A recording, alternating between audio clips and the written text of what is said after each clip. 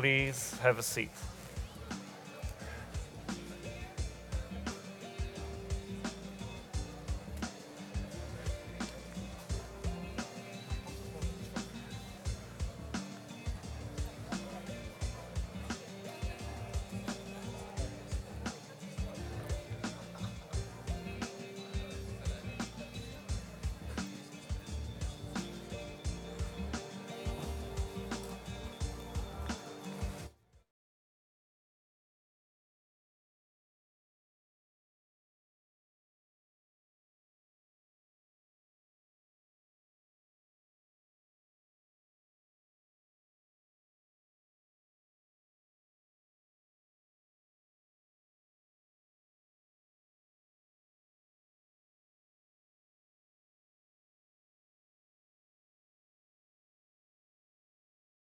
Again in the main hall, and please take your seats since we have to restart the program. I was so glad to be back in time.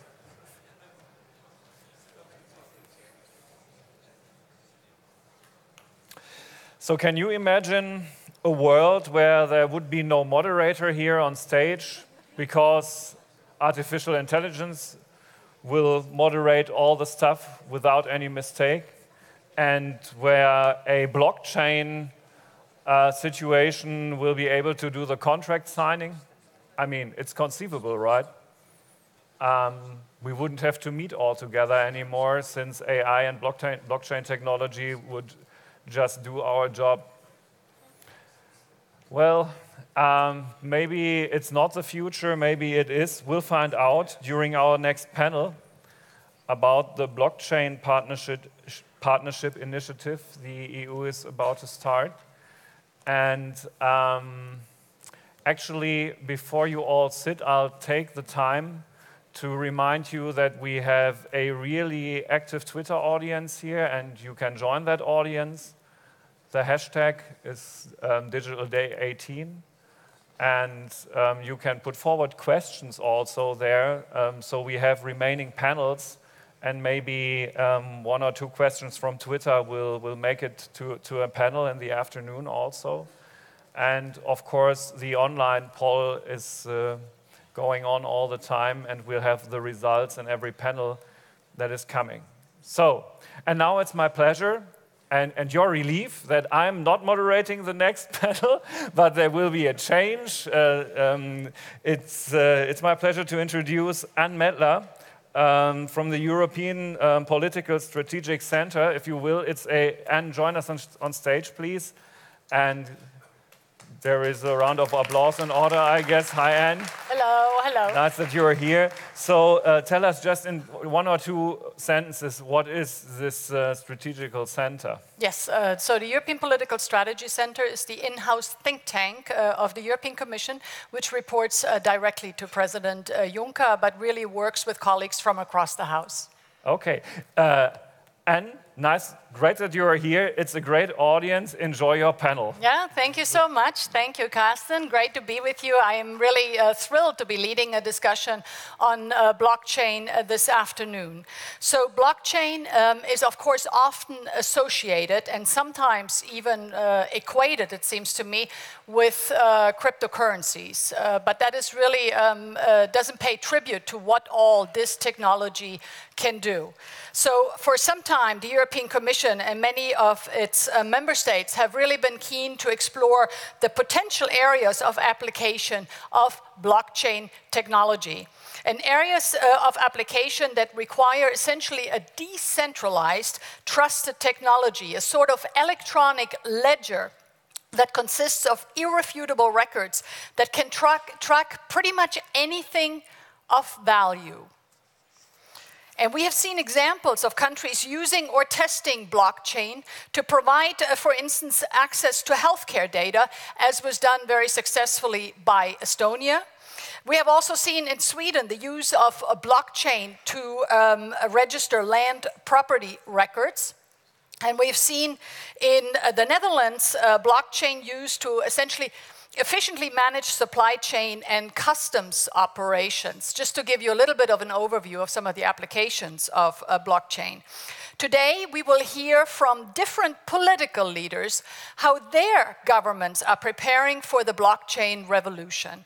And we will also explore how Europe and the EU can help to bring about better, more efficient, and more trusted services to citizens, and thereby, of course, drive innovation, drive jobs, drive growth. So let me now call on stage the members of my panel. Let me tell you in advance, this is the moderator's seat, so don't sit here. But let me call on stage Mona Keijzer, State Secretary for Economic Affairs and Climate Policy of the Netherlands. Give her a round of applause. Tadej Slapnik, State Secretary in the Cabinet Office of the Prime Minister of Slovenia. Welcome. Karol Okoński, Undersecretary of State, Ministry of Digital Affairs, Poland. Please. Eva Kaili, a member of the European Parliament and rapporteur of the European Parliament resolution on blockchain, joins me on this side. Welcome. And Sorin, Moisa, a member of the European Parliament. Please come on up. And finally, also Jeremy Millar, a technologist and chief of staff at Consensus, who represents the recently launched European Blockchain Observatory and Forum. Welcome. So let me actually start now with Jeremy Millar, who will provide us with an introduction on how blockchain can really become a key game changer for Europe's public services and economy, and on the role that the recently launched EU Blockchain Observatory can really play in this effort. So, Jeremy, I've been told that you have been given about 8 to 10 minutes. I take, as if you know me, I'm tough on time. So 8 to 10 minutes for your remarks, which will very much set the scene for the discussion today. So over to you. Thank you. Great. Thank you, Ann. And thank you for having us today.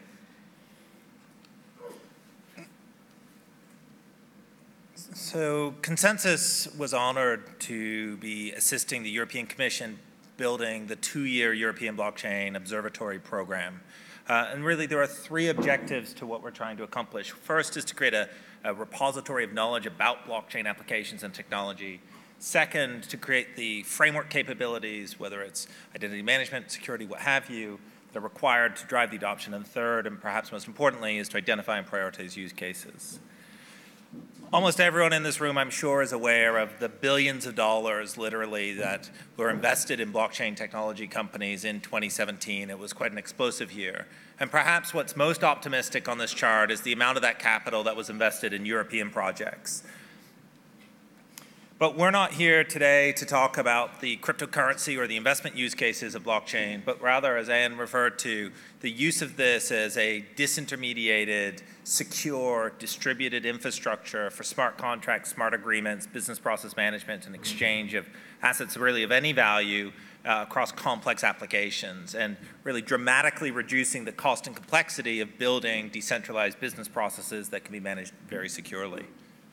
And so we believe in our company, and the evidence that we're seeing even since the launch of the EU Observatory is these use cases will proliferate every industry and every application across governments and the private sector. 3 that we highlight on this slide are supply chain management, where we see, and in fact, our company is involved with supply chain management applications across vaccines, minerals, commodities, et cetera, where proof of provenance, where did this come from, validation of the authenticity are critical, right? In building financial systems without intermediaries that don't have central counterparty risk, where assets can be exchanged automatically and bilaterally between counterparties in real time, potentially not only much more efficient, but much safer in terms of exposing us to systemic financial risk. Or one that is very topical today is the notion that users need to take back control of their private data, take back control of their identity, and how we can use blockchain to provide self-sovereign identity and data management for individuals while still providing the same level of service and applications that we achieve today in these central monolithic applications. Right? And these applications are growing very quickly in government. There are many pilots and proof of concepts underway in Dubai, across land title, across checks, across blockchain infrastructure for government services, in Zug using identity based on a blockchain application so that users can stay in control of who they are as they access government services. Monetary Authority of Singapore, which has run experiments and looking to replace an archaic mainframe-based, unreliable system with a no single point of failure decentralized system for interbank clearing, and a whole slew of applications across Europe, right? I would be surprised if there is a country in this room that doesn't have a proof of concept or pilot underway with this technology. And so let me propose a thesis that with the range and depth of technology talent, projects, institutes, and startups that are collaborating on this, that this is the decade for Europe to take a technological leap and to be a global leader in this next generation of technology, right? It isn't happening in one place, it's happening everywhere. And initiatives such as this day today and the EU Blockchain Observatory can only further and accelerate Europe's leadership position in this ecosystem. So thank you very much. I think that was less than 8 minutes, and I look forward to the panel. Thank you so much. Maybe before we go to our panelists, I mean, essentially what you describe is a world which has the potential to be fundamentally different, because right now, every interaction that involves value, or most interaction, has an intermediary of some kind, be it a bank, be it a notary, be it a record company. So what you are describing potentially is a world that can be quite threatening to the intermediaries, but also potentially hugely empowering to people, both as users, but also providers of services. Before we move on, tell me a little bit from where you sit. How does Europe compare to, let's say, United States, China? Where do we stand globally on this? So I think Europe stands right at the forefront. One of the things that's interesting about blockchain technology, sometimes I refer to it as the post-Silicon Valley movement. If you look at AI, if you look at social media, if you look at the smartphone, there's a very deep concentration of technology development in the valley. Blockchain, Bitcoin, and more recently Ethereum, and other technologies really are much more of a global phenomenon. And so it's fantastic to see this balance of the organic growth of the ecosystem combined with support such as the Observatory project and the people in this room today to try and harness and accelerate it. But it's much more of a global technology movement, more so than anything that we've seen over my career. So what you're saying is there's an opportunity here for Europe to lead. Absolutely. Very good. I think that's a nice way to start, and by the way, corroborates also what I have heard, that this is a real opportunity for Europe to exert global leadership. Now, I will turn to our political representatives, which of course we're very eager to hear from, because this can't be happening without you. So, however, let me say we are a little bit pressed for time, so I'm asking you to keep your remarks to about 5 minutes, if that's possible. And with that, let me first turn to State Secretary Keijzer from the Netherlands. We understand there's a well-established blockchain initiative in your country that brings together public authorities and the private sector. So perhaps you can tell us a little bit about this, the interplay between public authorities and the private sector, because this doesn't always work seamlessly, and it would be interesting to hear from you what some of your experiences are. Well, it's the way we conduct in the Netherlands on different areas, not just in blockchain, but also in public-private funding of other innovative techniques. It works in the Netherlands, and it really does. And it also does when it comes to the Dutch Blockchain Coalition. It's about 30 partners from public and private sectors. You name it, and they're part of it, whether it's energy, legislative or legal organizations, energy, logistics, they're all part of it. And my problem with this kind of discussion, that when you're not careful, you fly over in a great height, and at the end of the day you think, well, what were we talking about? So I find it, I like to tell you about what kind of initiatives do we then talk about, if not the Bitcoin stuff? Because it's always about the Bitcoin, and we should also address the issues which which are facing us now when we talk about Amazon and Facebook. In Bitcoins, there are similar discussions to be held. Can you still go and participate now, realizing the amount of money and computers you need to be part of it? But that's for another moment. I know that the European Commission is discussing those subjects. So for now, I like to discuss some initiatives which are initiatives. Thank you. I'm Dutch, I'm sorry. By the blockchain coalition. And the first example is Fair Chain Coffee. Coffee farmers are then paid directly through blockchain, which means the middlemen are not needed anymore. And it feels good because all the money comes directly to the people who make the coffee.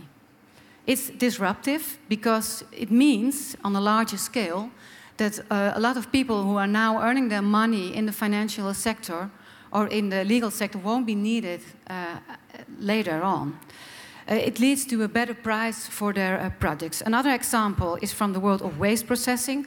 A lot of parties are involved and a large amount of data has to be recorded.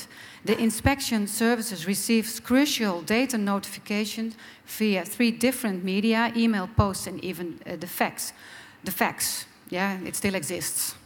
Luckily, there is a pilot being implemented to find out if these processes can be automated through blockchain. And a third example comes from Zuid-Hoorn. It's a small city in the north of the Netherlands, and they use blockchain to distribute the budget for parents who earn a minimum income.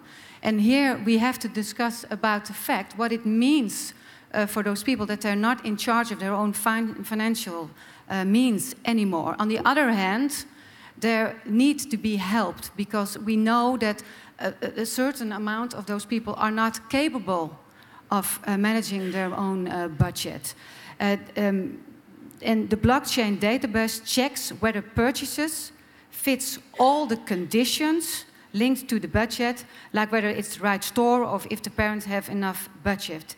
This relieves the administrative burdens on parents, and that's a good thing because we know about research when you're in debt or when you have difficulties managing your budget, that's the only thing what's in your mind. So you're not busy anymore. It's possible that you're not busy anymore with raising your children or finding an education or finding a job and end the situation which you have to rely on social services. Those are 3 examples. Excellent, thank you so much. And can I ask you, when was this partnership founded and who initiated it? Was it your department?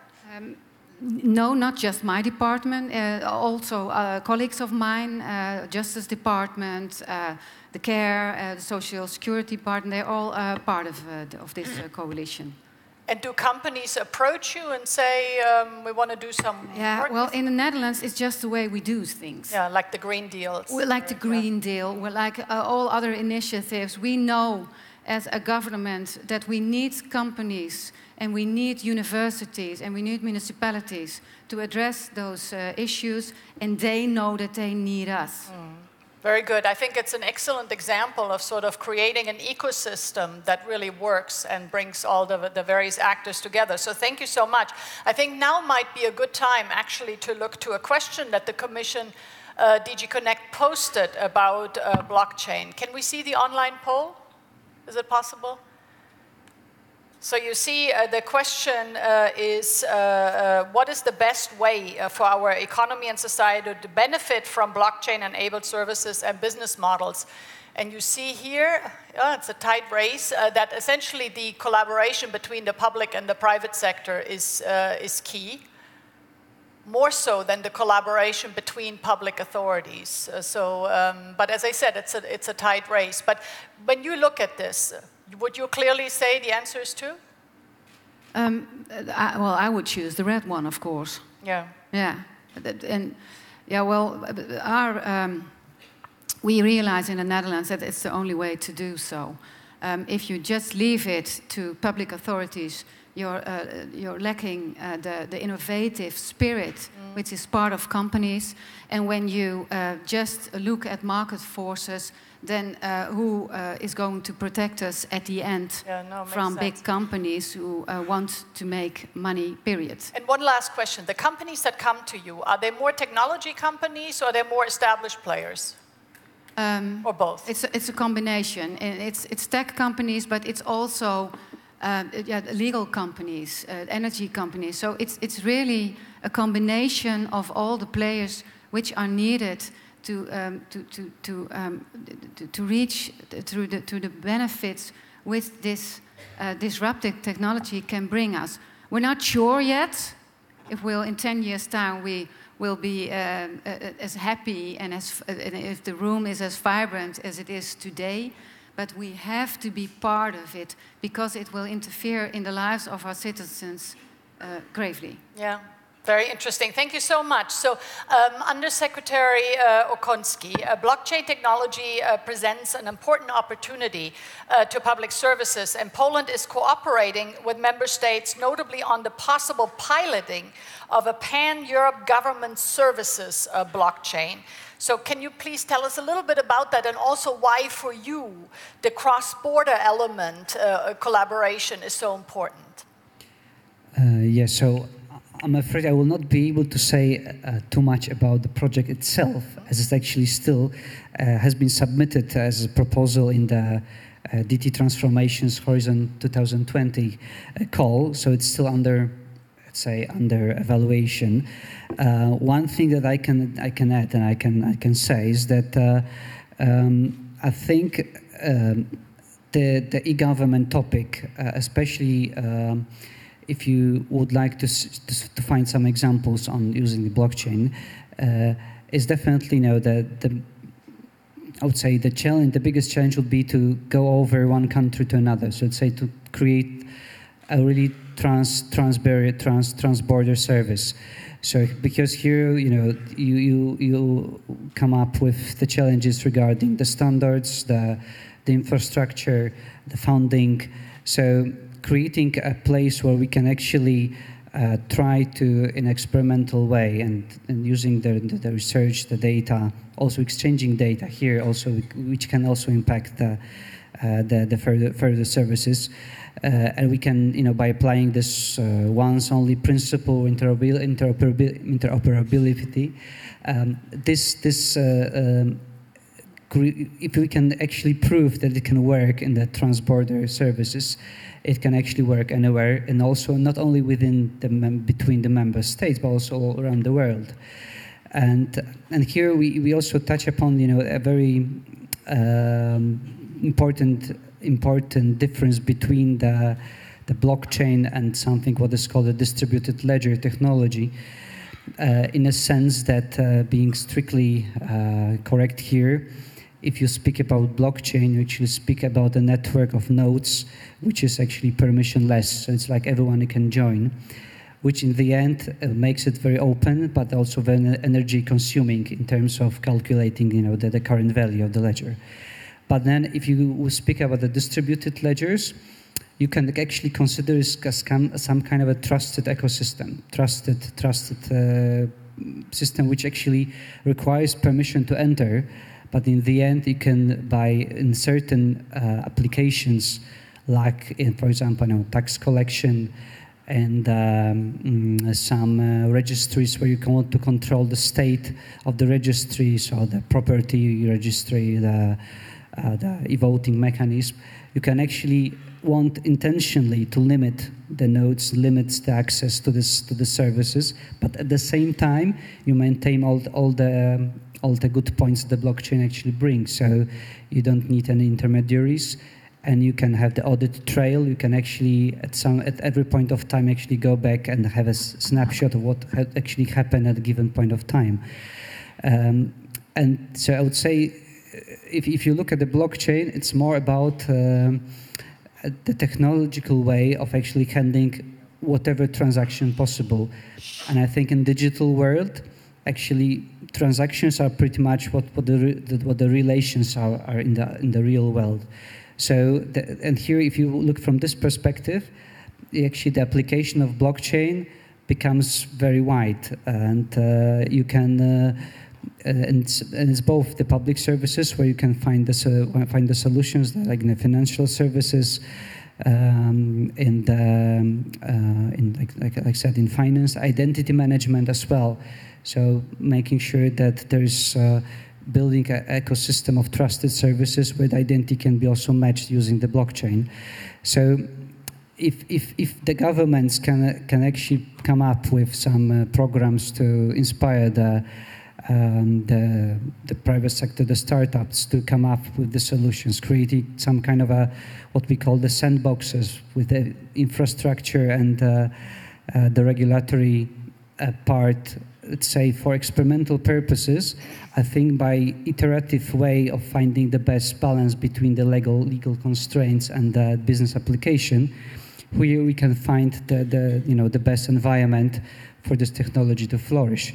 So, and I think here it's probably, again, like this link between the public and private sector that was already mentioned before is very important. It's like the government should say, inspire, create the environment, but then let probably the private sector do the creative part in the end, because we believe that here is where the startups and the speed of coming up with ideas is still in the end much higher than the public sector. So the public sector should, let's say, create a good base and then let the business do the other things.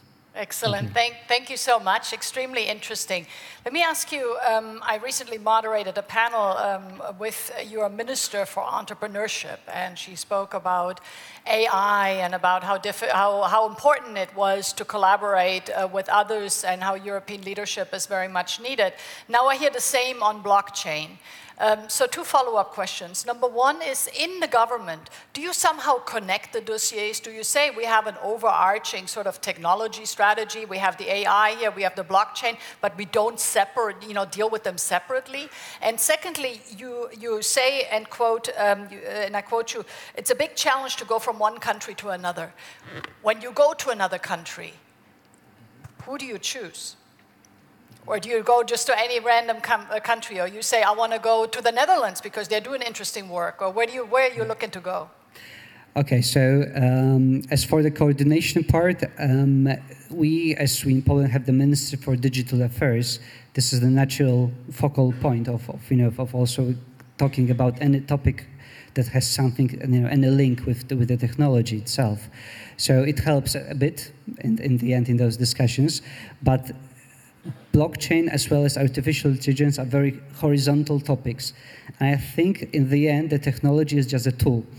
So we have to make sure, this is what we strive to do in Poland, to always speak with the end users, but also the ministry that has the power and the responsibility for given business sector. Because in the end, we should start with business applications and find the best way to do it. I mean, blockchain will not always be the best solution in the end. It doesn't make sense to do it like at force. But whenever there's a chance, we can advise on making of at least trying to do. And the countries. And as for the other countries, we're open for any cooperation. I think the blockchain Observatory is one of the forums where actually the exchange of ideas can happen, and I think also comparing by the means of such forums like this one or the aforementioned Observatory, when we hear about the similar projects that are done between the countries, probably this will be the first take, just to try to see what we do differently, what we do similarly, and trying to find some lessons learned from each other. Very good. Excellent. Thank you so much, Undersecretary. Next up is State Secretary Slapnik. How strategically important is blockchain for Slovenia? And how do you think public services in your country and across Europe are they ready to migrate towards blockchain technology in order to bring about more efficient services to citizens? Are we ready for that yet? Well, in Slovenia, we didn't, years ago, it was 2015, we weren't looking for blockchain as a technology.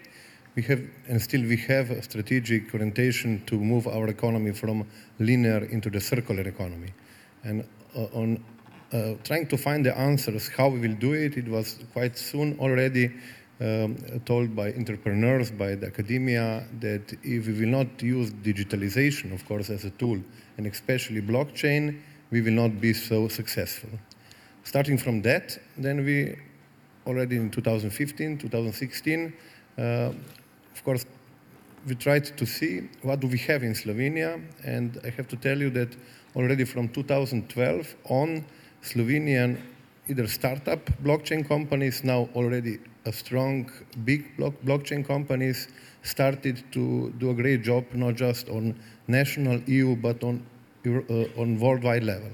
This then help us to build this really important partnership, as it was mentioned, because if you have a country with a goal to go circular, if you have the entrepreneurs, if you have academia, then of course you need to merge them all together. And how we did it, it was of course first Ministry of Public Administration responsible for digitalization.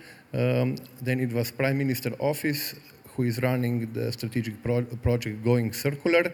And then to build a partnership, we decided it will be the first EU country who will organize as a country blockchain national meetup. And on that blockchain national meetup, it was 500 entrepreneurs from all over Slovenia appeared with already concrete activities going on. And this was really, for a small country of 2 million people, quite an achievement. What to do, how to follow up the process, we decided to do first to distribute the information among all stakeholders. Among Digital Coalition of Slovenia, we established National Blockchain Think Tank. Now already 400 different stakeholders are involved inside of it.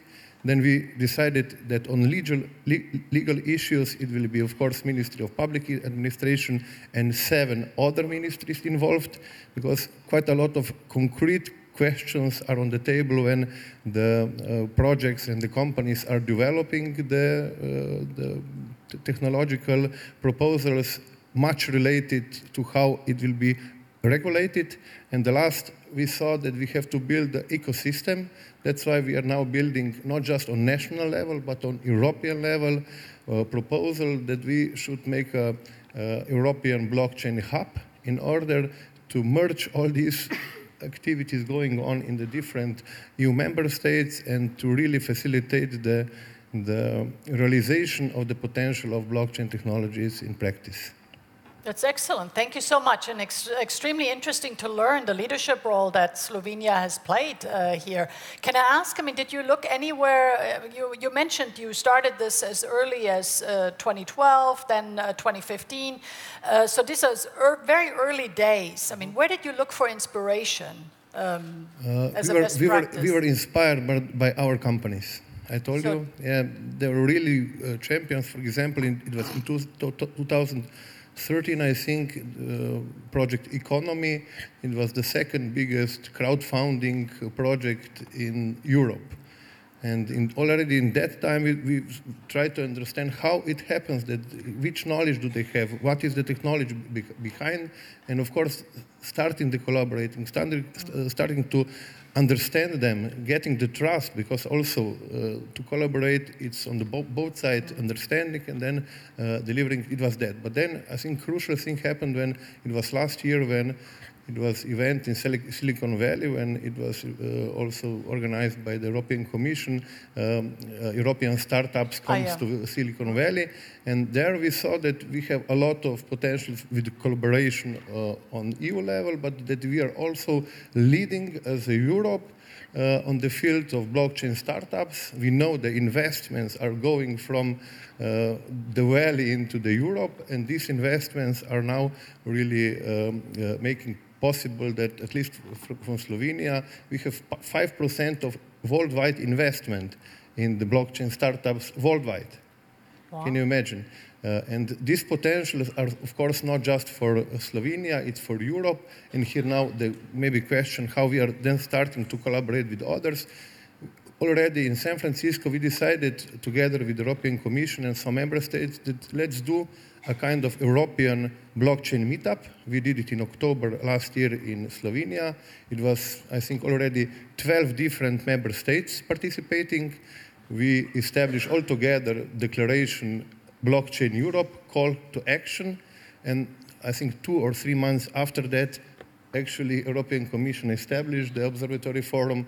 The things are happening, and for example, tomorrow we are hosting in Slovenia the first European Blockchain Summit, together with 4 member states, together with the European Commission, and I think this is the way that we should continue, because this cooperation among the EU member states, among the ecosystem, is the way that we will really position European Union as #1 continent on the field of blockchain. And congratulations, by the way. I mean, 5% of global blockchain funding into Slovenia is a huge accomplishment, and I think we should speak more about these best practices in Europe. So congratulations to you.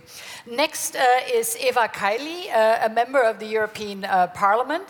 And based on your work towards a European Parliament resolution on blockchain, so perhaps you can speak a little bit or highlight the potential of blockchain, but also some of the challenges, because obviously here we speak about all the potential, but maybe also some of the challenges ought to be discussed. So over to you. Thank you so much.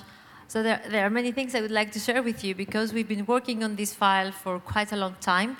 Let me just point out that we have huge support cross parties and cross countries, which is really important. That's why I do believe we can actually lead in the blockchain technology.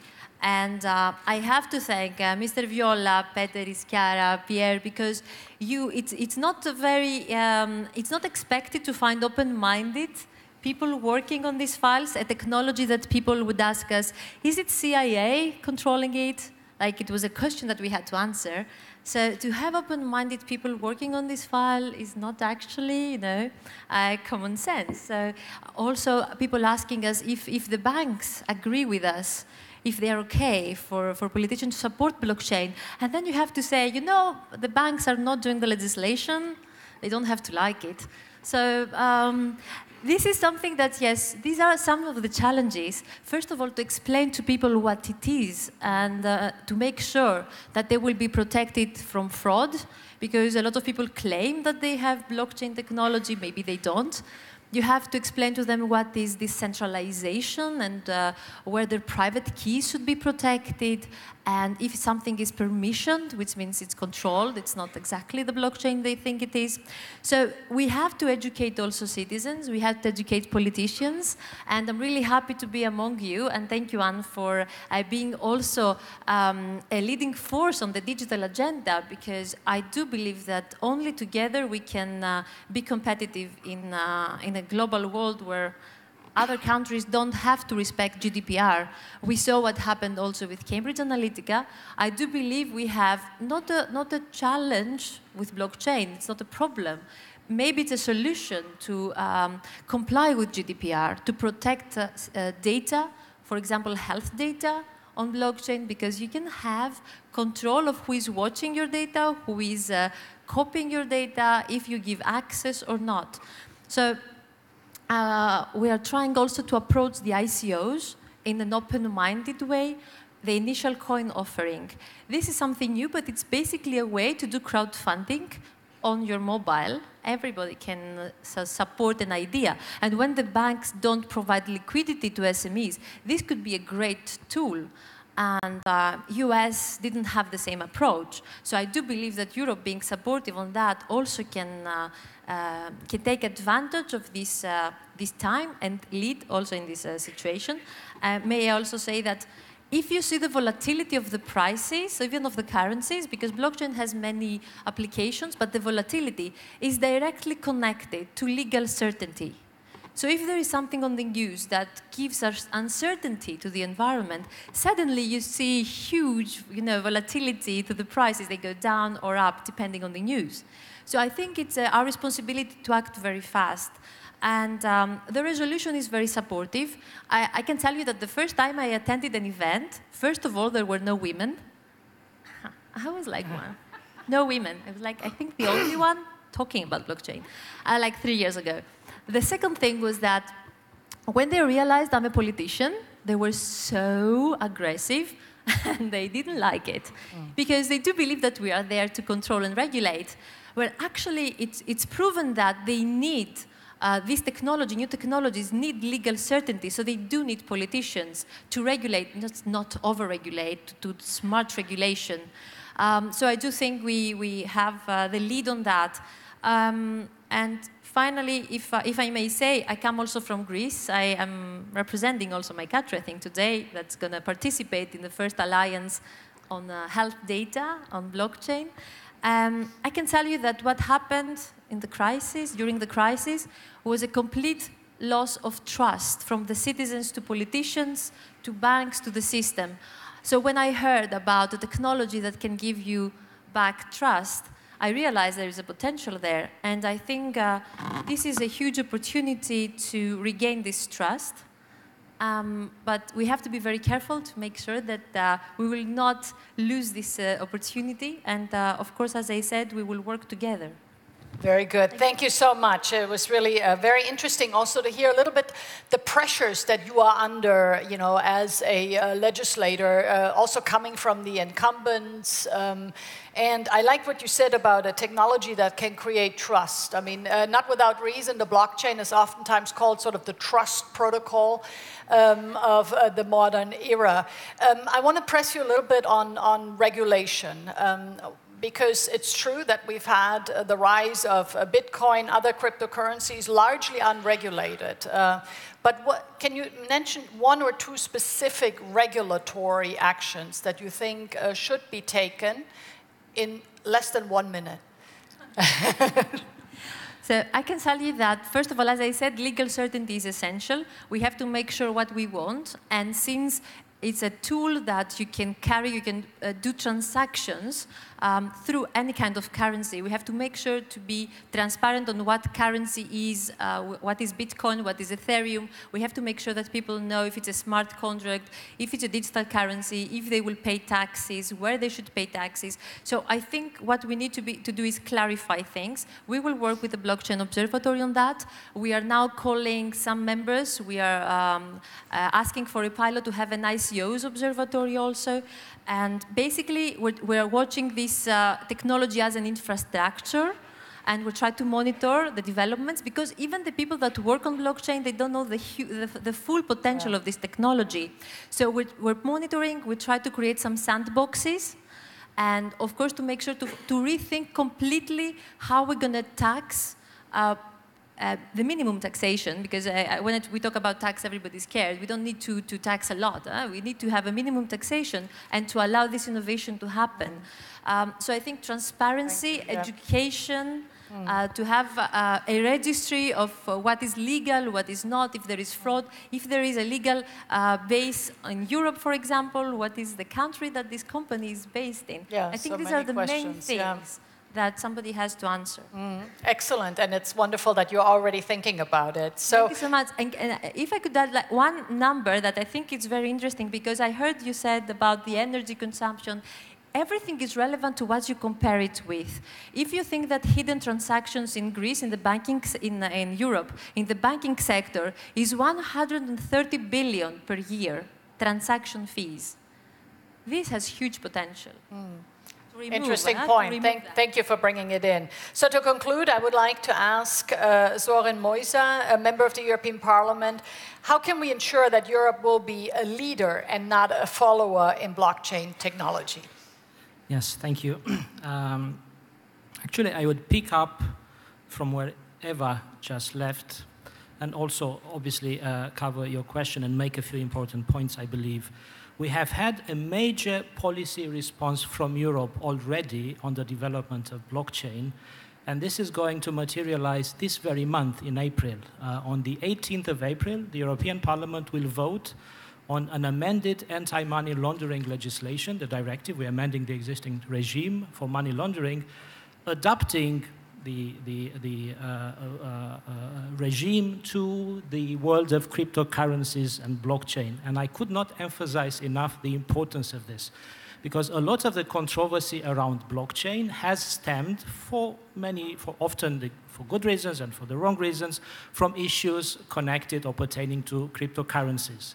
there have been scams, there have been dishonest things happening in this space, and a lot of the reputational issues and the controversies around blockchain have stemmed from this space. So the fact that we have a major jurisdiction, I would say the most important economic jurisdiction of the world, adopting its legislation, its regime, to bring light, civilization, predictability to this world, in a very concrete fashion. So brokers, exchanges of cryptocurrencies will have to be licensed, registered, they will have to do proper KYC to customers. So light and civilization is being brought to this world, which in turn would help us, all of us, focus energy on the innovation side of the technology itself, not allowing a lot of the energy to be burned uselessly on futile marginal discussions about scams, which unfortunately again have sometimes been real. So blockchain is a disruptive technology. This also means it does bring resistance, and of course, respectable entities in the, let's say, pre-blockchain world, which are being disrupted by blockchain, including yesterday's disruptors of Silicon Valley, will be and may be disrupted by blockchain. That resistance, of course, can use and misuse and sometimes abuse some of the real-life abuses and scams that have been happening in the crypto space. So I think even if the cryptocurrencies are only one part of the blockchain world, maybe even a marginal part in terms of the technological breakthrough happening, it's good to bring hygiene and cleanliness in this space. And I believe the fact itself that the EU is embarking on this is qualifying us to be a competitive jurisdiction for it. And then comes the part with the alliance that we are creating today, with the funding through Horizon 2020 and the funding that we'll hopefully have in the future to bring proper innovation. We need to build a blockchain single market, in fact, to avoid disruption. And again, this is the first major step today here. And I could only commend the European Commission, and in a very genuine fashion. I'm not in the habit of doing that, but for established institutions tend to be conservative. They don't really like change. They don't like new stuff that disrupts. And blockchain, by definition, it disrupts. So the open-mindedness and progressive way in which the Commission has looked at this space is really impressive, and I could only commend the Commission and the team that has been working on this for so long. So yes, putting the crypto world in order, funding innovation, creating a European public ledger of sorts, working with the defragmentation of the single market, actually building a blockchain single market from scratch, as blockchain is taking off. I think all of these are ways for Europe to truly be competitive in this space, in a context in which America has not actually been putting its act together, particularly on the regulatory side. And one final word, I know many people in the blockchain world are, I don't like regulation. There's a healthy degree of libertarianism, of, even anarchism at times. There's nothing wrong with that. But there's also a degree of arrogance and sufficiency and self-righteousness of people who believe, they now hold the keys to the future, private or otherwise, and, they can tell the rest of the world what will happen to it. It's normal to interact with the public authorities. We represent the public good overall, and we do need to find the right balance between disruptive technologies, which again we are encouraging in Europe, and defending the public good and those who are more vulnerable and could be taken advantage of. So I believe on this one we have really got the balance right in Europe. Excellent, thank you so much. And what I like about your intervention is we are getting better at anticipating the resistance. And I think that's very good, so that we are not overwhelmed by the resistance. Let me ask you where you sit as an MEP. More resistance right now, or more pressure on creating an enabling environment? Clearly, I'm seeing both. But I believe let's say the winds of innovation are clearly winning the day. But I am being lobbied by both sides. I see frightened institutions who basically, including very respectable institutions like this gentleman running well, he did not lobby me personally, but it's just he epitomizes well this world. The International Bank of Settlements, it's like a Bretton Woods institution you've never heard of, but it's there, who basically puts an equal sign between blockchain and all the scams and money laundering and terrorist finance of the world, which is obviously rubbish. So there is that, and it gets materialized in various ways, but there's a lot of pressure from innovative companies, from innovative governments, and somehow it seems that it's this blockchain decentralization movement is somehow something genetically ingrained in the human race. So it's as if we have been waiting for this, and there's a lot of empowerment coming out of it, and obviously free people like to be empowered. So I see both, but I believe the winds of innovation and of positive change are winning the day in the end, and in Europe they certainly seem to be doing that. Excellent. Thank you so much. We're unfortunately out of time, but I want to conclude this session by something that Jeremy said in the beginning, namely that this is really an opportunity for Europe where Europe can make a big technological leap and really demonstrate some global leadership. Because if you think about what is Europe's space in the global digital economy, it has to be at the high end. It has to be the security, the safety, the trust that is so important also for the adoption of these technologies. So I really want to warmly thank our panel. I am deeply impressed by all of the initiatives that are going on, and I am so hopeful that we can really make great advances in the months and years to come. So please join me in giving them a very warm round of applause. And not to be rude, but I have to ask you to go off stage because I am now very pleased to commence the ceremony for the signature of the Declaration of Cooperation on the European Blockchain Partnership. Okay, very good, thank you. Blockchain partnership was already mentioned. We have heard today many times, I think, about the need to strengthen cooperation across the EU on diverse areas of technology development and innovation. Can I just mention this is now not an opportunity to start talking to your neighbor? Because this is very important, what is about to happen, and it deserves your attention. The 21 member states, which are signatories of this declaration, recognize the potential of blockchain to transform digital services in Europe. And through this declaration, they agree to work together towards realizing the potential for the benefit of citizens, society, and economy. I invite now the High Representatives to sign the declaration. When the representatives come up, may I ask you to stay on stage because there will be a group photo. I also want to say the music that you are listening to now is the first piece of music that has been issued through the blockchain. The rights to this music have not gone through an intermediary. They are managed by the blockchain. The title of this song is Tiny Humans, and the artist is Imogen Heap. So I just, please listen because this is very important. There's a big disruption potentially coming. So we are starting, as it should be, with the EU presidency. So for the Republic of Bulgaria, may I please ask Ivan Dimov, Deputy Minister for Education and Science, to come up and sign the declaration. Please give him a round of applause, please. From joy to misery. I can already announce the next one. For the Kingdom of Belgium, Séverine Waterblay, Director General of Directorate General Regulation and Market Organization. Please come on board stage.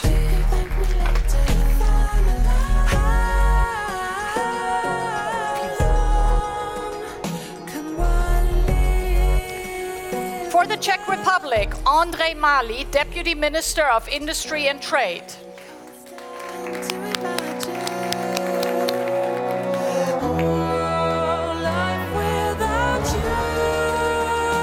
Ladies and gentlemen, if you know you're going to sign, you can already line up here if you would like. For the Republic of Estonia, Siim Sikkut, Government CIO, Deputy Secretary General for IT and Telecom, Ministry of Economic Affairs and Communications.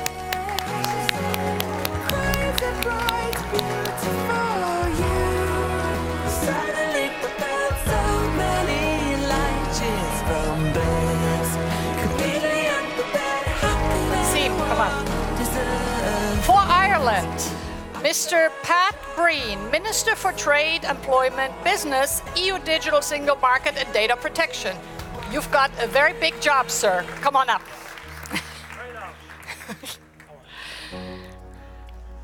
For the Kingdom of Spain, Juan Maria Vázquez Royas, Secretary General for Science and Innovation.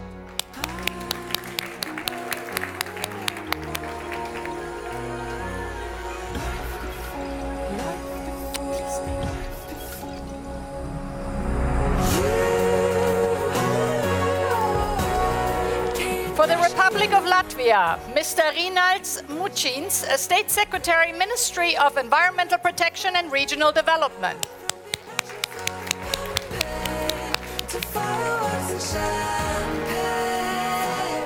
For the Republic of Lithuania, Elijus Čivilis, Vice Minister of Economy.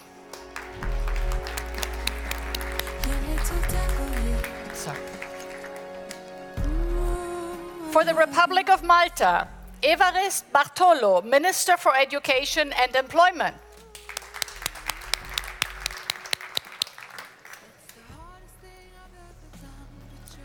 For the Kingdom of the Netherlands, the wonderful Mona Keijzer, State Secretary for Economic Affairs and Climate Policy.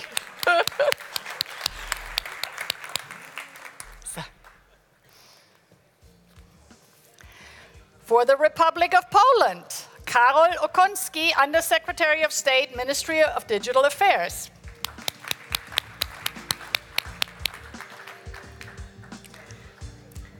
For the Portuguese Republic, Mr. Manuel Heitor, Minister of Science, Technology and Higher Education. Where are you, Minister?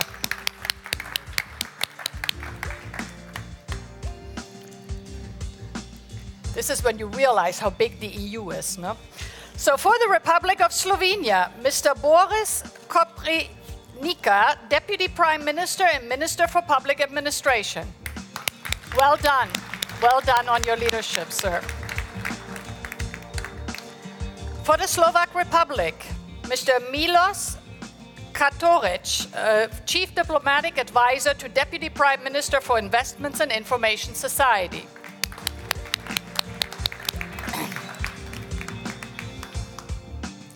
For the Republic of Finland, Mrs. Anna-Maja Kajalainen, Director General, Public Sector ICT Department, Ministry of Finance.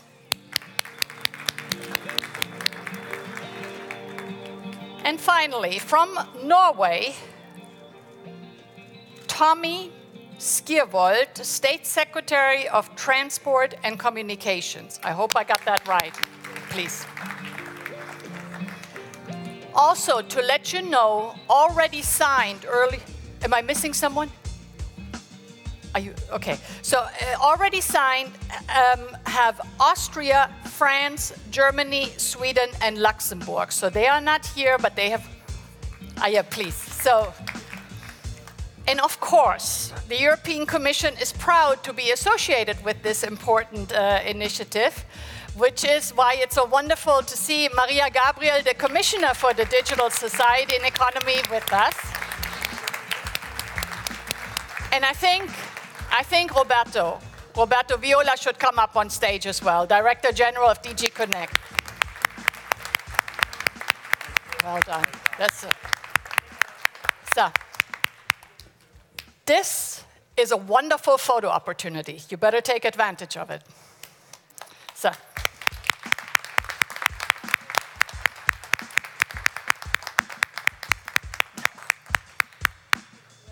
So, Carsten, where's Carsten? Yeah, Carsten. Okay, now it's your turn again. I say goodbye. Ann, thank you. Yeah, thank you. Great job. Thank you. Congratulations. And not much to do for me, but to announce another coffee break for 15 minutes. And yeah, let's join for a discussion about healthcare then. See you soon.